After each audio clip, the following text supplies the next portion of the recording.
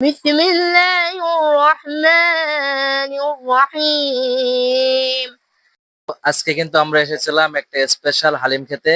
তো এই বাচ্চাটার মুখ থেকে এখন আমরা একটা কোরআন তেলাওয়াত শুনবো, দেখি আমাদেরকে সে শোনাবে। তো দেখতে থাকুন ভিডিওটি।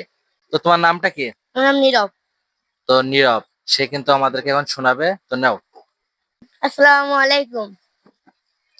أعوذ بالله من الشيطان الرجيم.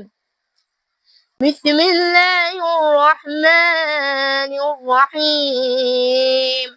الحمد لله رب العالمين الرحمن الرحيم مالك يوم الدين إياك نعبد وإياك نستعين اهدنا الصراط المستقيم صراط الذين أنعمت عليهم غير المغضوب عليهم ولا الضالين آمين.